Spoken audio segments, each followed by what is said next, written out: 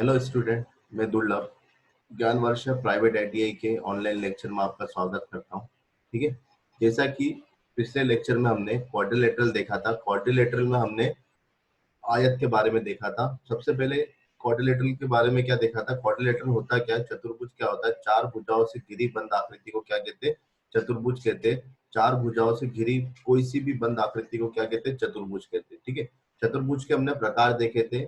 एक देखा था आयत, जिसे रेक्टेंगल कहते हैं। दूसरा होता है वर्ग, स्क्वायर कहते हैं। फिर होता है पैरेललोग्राम मतलब समांतर चतुर्भुज, ट्रेपेजियम मतलब समलंब चतुर्भुज, रोम्बस मतलब वर्ग, समांतर वर्ग। ठीक है, तो आज हम डिस्कस करेंगे वर्ग क्या होता है, स्क्वायर क्या होता है। जैसा कि आपको पता है, हेडिंग डाल लीजिए वर्ग, या जिसे कहते हैं हम स्क्वायर। ठीक है, वह आकृति, वह आकृति जिसकी सभी भुजाएं समान होती है। वह आकृति जिसकी सभी भुजाएं क्या होती है? समान होती है। मतलब जैसे यदि मैं एक वर्ग की रचना करूं, ये एक वर्ग है जिसमें ए बी सी, ये एक वर्ग है जिसकी प्रत्येक भुजा, जैसे ए बी सी डी और ए डी आपस में क्या होंगे? बराबर होंगे। और इसका प्रत्येक कोण कितने डिग्री का होता है? 90 डिग्री का। वर्ग का प्रत्येक कोण कितने डिग्री का होता है? 90 डिग्री का। तो सिंपल सी डेफिनेशन है, वर्ग क्या होता है? वह आकृति जिसकी सभी भुजाएं समान होती है, उसे क्या कहते हैं? वर्ग या फिर स्क्वायर। वर्ग या फिर स्क्वायर। ठीक है, उसका प्रत्येक कोण कितने डिग्री का होता है? 90 डिग्री का होता है। यदि मैं इसके क्षेत्रफल की बात करूं, इसके वर्ग के क्षेत्रफल की बात करूं, तो क्षेत्रफल होता है इसका भुजा का वर्ग। भुजा का क्या होता है? वर्ग। जैसे यदि मैं इसकी भुजा ए मान लूं, तो इसकी प्रत्येक भुजा ए होगी, क्योंकि इसकी सभी भुजाएं क्या होती है? आपस में बराबर होती है। क्योंकि इसकी भुजा ए मानो तो प्रत्येक भुजा क्या होगी? ए। तो इसका क्षेत्रफल क्या होगा? ए स्क्वायर। कितना होगा? ए स्क्वायर। परिमाप की बात करें तो परिमाप क्या होता है? परिमाप होता है सभी भुजाओं का योग, सभी भुजाओं की लंबाइयों का योग। देखिए क्या, ए प्लस ए मतलब 2a प्लस ए 3a प्लस ए 4a, तो इसका परिमाप या पेरीमीटर कितना हो जाएगा? 4a। ठीक है, तो वर्ग का परिमाप कितना होता है? 4a। क्लियर है यहाँ तक?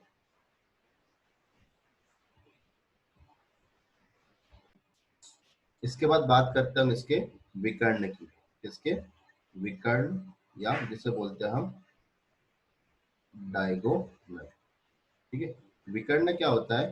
जैसे त्रिभुज के दोनों शीर्षों को, दो विपरीत शीर्षों को मिलाने वाली रेखा को क्या कहते हैं? विकर्ण। जैसे ये एक शीर्ष है, ये एक शीर्ष है। त्रिभुज नहीं, वर्ग के दो विपरीत शीर्षों को मिलाने वाली रेखा को क्या कहते हैं? विकर्ण कहते हैं। जैसे तो बी डी क्या हो गया? एक विकर्ण हो गया। इस विकर्ण को नाम दे दिया मैंने डी। यदि आपसे इस विकर्ण की लंबाई पूछे तो आप कैसे निकालोगे? देखिए, यदि मैं इस विकर्ण को अलग से बनाऊं तो इस तरीके से बनेगा। ठीक है, ये आपका बी, ये आपका डी, ये आपका सी। आपको पता है कि वर्ग की प्रत्येक कोण कितना डिग्री का होता है? 90 डिग्री का। तो ये वाला कोण भी कितने डिग्री का होगा? 90 डिग्री का। ठीक है, ये 90 डिग्री का है। ये बीसी क्या है? वर्ग की भुजा, ये आपने कितना माना? ए। ये भी क्या है? बीसी क्या है? वर्ग की भुजा, तो ये भी कितना होगा? ए। इसको आपने कितना माना? डी। तो इस त्रिभुज बन गया, ये समकोण त्रिभुज बन गया। समकोण त्रिभुज बन गया मतलब इसमें पाइथागोरस लगा सकता हूं। तो पाइथागोरस कैसे लगेगा? डी का स्क्वायर बराबर ए का स्क्वायर प्लस ए का स्क्वायर, मतलब कर्ण का वर्ग बराबर लंब का वर्ग प्लस आधार का वर्ग होता है। ठीक है, तो डी का स्क्वायर बराबर ए का स्क्वायर प्लस ए का स्क्वायर। यहाँ से यदि डी की वैल्यू निकाल दो, डी स्क्वायर बराबर क्या होगा? ए स्क्वायर। ए स्क्वायर कितना हो गया? 2a square. ठीक है, इसका वर्ग हटाओगे तो यहाँ कितना आएगा? √2a। ए का स्क्वायर है तो ए वर्ग के बाहर आ जाएगा। तो कभी भी आपसे विकर्ण की लंबाई पूछे तो वो कितना होता है? √2 है। अंडर रूट कितना होता है? 2a। क्लियर है यहाँ तक? उसके बाद कभी आपको विकर्ण दे के रखे और आपसे क्या पूछे? एरिया। विकर्ण दे के रखे और आपसे क्या पूछे? एरिया पूछे, तो उसका फॉर्मूला क्या होगा? देखिए, एरिया बराबर होता है भुजा का स्क्वायर मतलब ए का स्क्वायर। एरिया बराबर क्या होता है? भुजा का स्क्वायर मतलब ए का स्क्वायर। यदि मैं यहां से a का फॉर्मूला निकालो तो a बराबर क्या होगा, d/√2। a बराबर क्या होगा, d/√2। इस a की वैल्यू इसमें रख दो, ये कितना हो जाएगा, d²/2। d²/2। तो कभी आपको विकर्ण दे के रखे और एरिया पूछे तो क्या होगा, half into d²। Half into क्या होता है, d²। यहां तक क्लियर हो गया, ठीक है।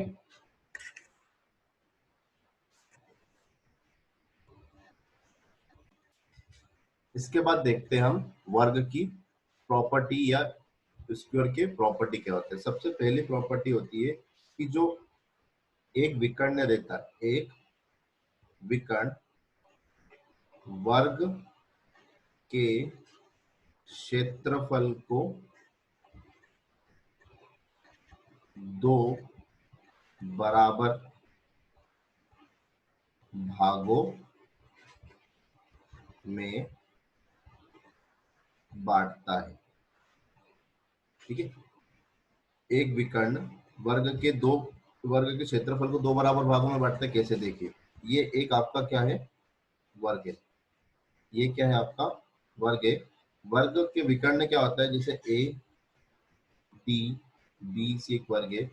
एक आपने विकर्ण बनाया बी डी, तो ये बी डी वर्ग के क्षेत्रफल को दो बराबर भागों में बांटेगा। मतलब ये आधा, ये आधा। जैसे इसका यदि पूरा क्षेत्रफल यदि 4 हो, यदि पूरे वर्ग का क्षेत्रफल कितना हो, 4 हो, तो ये वाला जो भाग दिख रहा है बी डी सी, इसका क्षेत्रफल कितना होगा, 2। और ए डी बी, इसका क्षेत्रफल कितना होगा, 2। तो एक विकर्ण वर्ग के क्षेत्रफल को दो बराबर भागों में बांटता है, ठीक है। ये इसकी पहली प्रॉपर्टी है।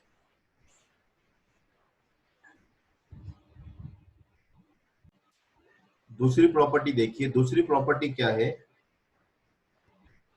दो विकर्ण वर्ग के क्षेत्रफल को चार बराबर भागों में, चार बराबर भागों में बांटता है, चार बराबर भागों में बांटता है। कैसे समझिए, जैसे ये एक वर्ग है, ये एक वर्ग है, ए बी सी डी। एक विकर्ण ये हो गया ए सी, एक विकर्ण ये हो गया आपका बी डी, ठीक है। ये दो विकर्ण होगा, दो विकर्ण इस पूरे क्षेत्रफल को, मतलब ए बी सी डी, इस पूरे को चार बराबर भागों में बांटेगा। मतलब यदि इसका पूरा क्षेत्रफल यदि एक हुआ, तो ये वाला हिस्सा कितना होगा, 1/4। ये वाला हिस्सा कितना होगा, 1/4। ये वाला हिस्सा कितना होगा, 1/4। ये वाला हिस्सा कितना होगा, 1/4। यदि इसको एग्जाम्पल के रूप में देखे तो देखो, क्वेश्चन क्या देगा कि किसी वर्ग का क्षेत्रफल आपको देके रख दिया, कितना, किसी वर्ग का क्षेत्रफल आपको देके रखा 16 सेंटीमीटर स्क्वायर, 16 सेंटीमीटर स्क्वायर। और उसमें से आपसे पूछा कि ट्रायंगल ए सी बी का क्षेत्रफल क्या होगा, ए सी बी का क्षेत्रफल क्या होगा। तो कैसे करेंगे, समझो। जैसे आपको पता है कि दो विकर्ण पूरे वर्ग के क्षेत्रफल को कितने भागों में बांटता है, चार बराबर भागों में बांटता है। तो ये 16 है, तो 16 का 4 हिस्सा, मतलब 16/4 करोगे तो 16/4 कितना आएगा, 4 आएगा। मतलब एक हिस्से का क्षेत्रफल कितना आएगा, 4 आएगा। तो ये भी कितना है, 4। ये भी कितना है, 4। ये भी कितना है, 4। ये भी कितना है, 4, ठीक है। तो आपसे कौन सा क्षेत्रफल हो जाता है, त्रिभुज ए सी बी का क्षेत्रफल। तो त्रिभुज ए सी बी का क्षेत्रफल कितना होगा, 4 + 4 कितना हो गया, 4 + 4 बराबर 8 सेंटीमीटर स्क्वायर। 8 सेंटीमीटर स्क्वायर, इसका क्या आ जाएगा, आंसर। तो दूसरी प्रॉपर्टी समझ में आ गई। उसका यूज कैसे करोगे कि दो विकर्ण त्रिभुज वर्ग के क्षेत्रफल को चार बराबर भागों में बांटता है, ठीक है।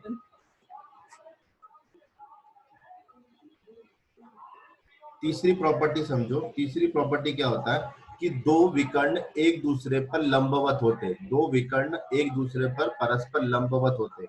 कैसे, समझो। ये है आपका एक वर्ग, ठीक है। ये क्या है आपका एक वर्ग, ए बी सी डी, ठीक है।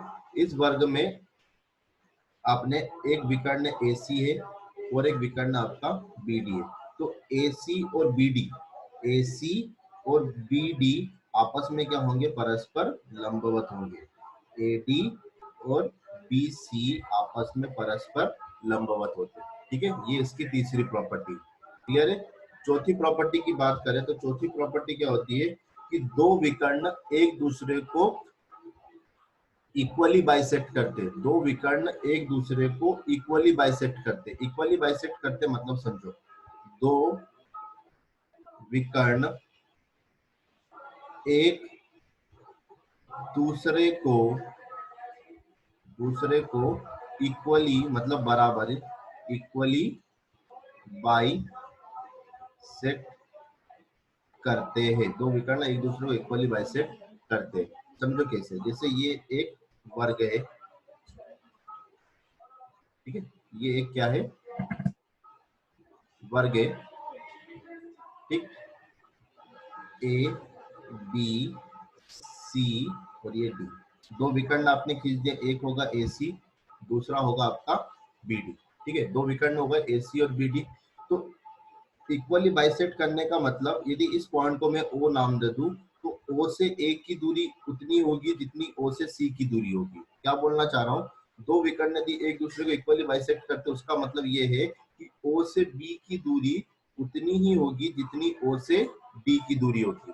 मतलब ये चारों विकर्ण की लंबाई, चारों विकर्ण मतलब यहाँ से इन विकर्णों की लंबाई क्या होगी, आपस में बराबर होगी। और इसे क्या कहते हैं, इक्वली बाइसेक्ट। इक्वली बाइसेक्ट मतलब बराबर दो भागों में उसको बांटना। मतलब आप इस प्रॉपर्टी के बेसिस पर बोल सकते हो कि ओ ए बराबर ओ सी होगा और ओ डी बराबर आपका क्या होगा, ओ बी। ओ डी बराबर क्या होगा आपका, ओ डी। क्लियर हो गया।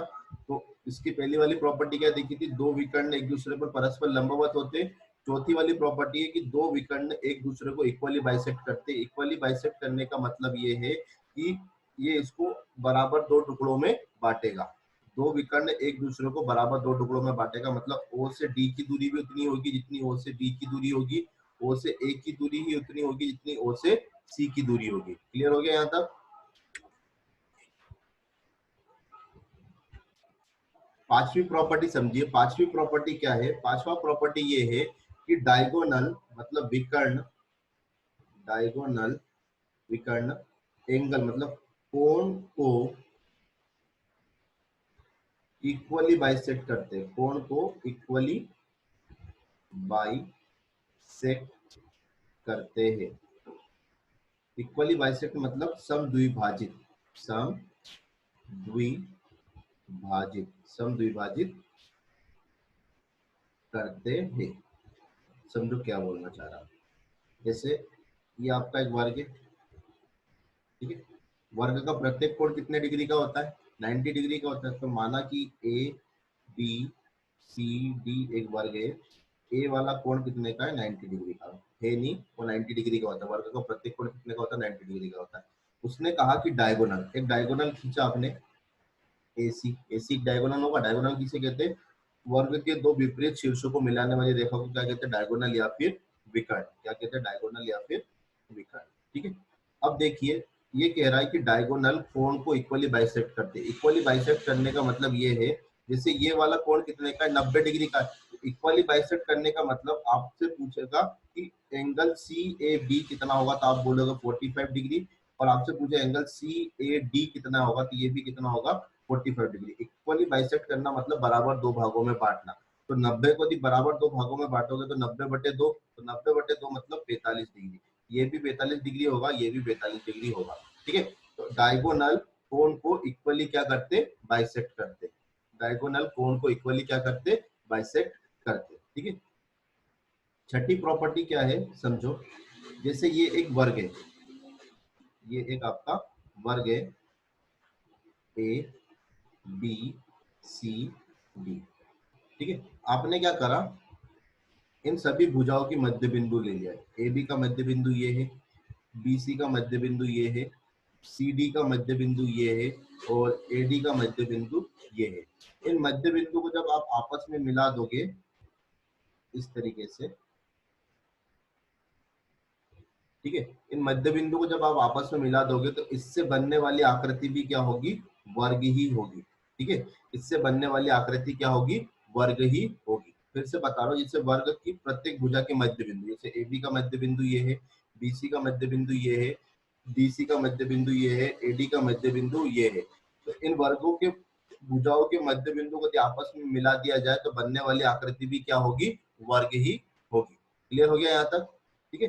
सातवीं प्रॉपर्टी क्या है, जैसे ये एक आपका वर्ग है, ठीक, इस वर्ग के अंदर आपने एक वृत्त की रचना कर दी, इस वर्ग के अंदर आपने क्या की रचना करी, वृत्त की रचना करी। तो आपसे पूछेगा इस वृत्त का त्रिज्या क्या होगी, इस वृत्त की त्रिज्या क्या होगी। ठीक है, एक वर्ग लिया आपने ए बी सी डी।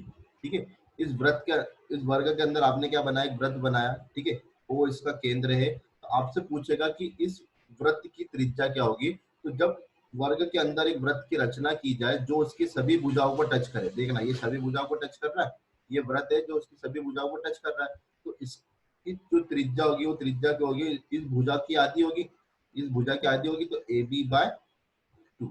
ठीक है, ए बी बाय 2। तो ए बी मतलब इस भुजा को दी ए मान लो, तो इसकी सभी भुजाएं ए होगी। तो आप बोल सकते हो कि इस वृत्त की त्रिज्या क्या होगी, ए बाय 2, भुजा की आधी। इस वृत्त की त्रिज्या क्या होगी, ए बाय 2। समझो कैसे होगी, यहाँ से यदि लंब डाल दोगे तो इक्वली बाइसेक्ट करेगा इसको, इस सेंटर से यदि इस पे लंब डाल दोगे तो इक्वली बाइसेक्ट करेगा। ठीक है, क्योंकि वृत्त से केंद्र की दूरी सब जगह बराबर रहती है।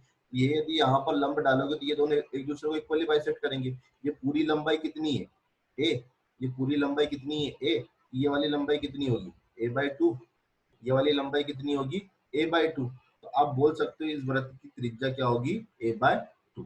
ठीक है, लास्ट प्रॉपर्टी समझो क्या है, आठवीं प्रॉपर्टी है, जैसे ये कोई वृत्त है। ठीक है, इस वृत्त के अंदर आपने एक वर्ग की रचना करी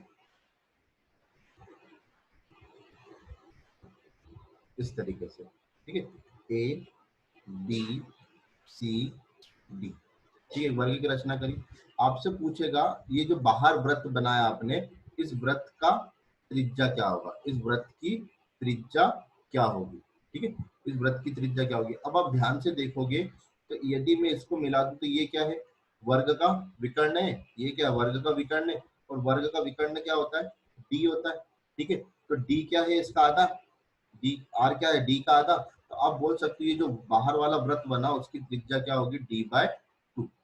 बाहर वाला जो वृत्त बना उसकी त्रिज्या क्या होगी, डी बाय 2, मतलब विकर्ण की आधी। यदि वर्ग के अंदर वृत्त बने तो उसकी त्रिज्या होती है भुजा की आधी। ठीक है, और यदि वर्ग के बाहर, वर्ग के बाहर एबीसीडी का है एक वर्ग है, यदि वर्ग के बाहर एक वृत्त बने तो उसकी त्रिज्या क्या होती है, विकर्ण की आधी। ठीक है, तो आई होप आप इस लेक्चर को समझ पाए होंगे। ठीक है, वर्ग क्या होता है, वर्ग की प्रॉपर्टी क्या होती है। अगले लेक्चर में हम इसका क्वेश्चन देखेंगे कि इस पे क्वेश्चन कैसे बनते हैं। ठीक है, तो आज के लिए इतना ही काफी है। घर पे रहिए, सुरक्षित रहिए, हेल्थी रहिए।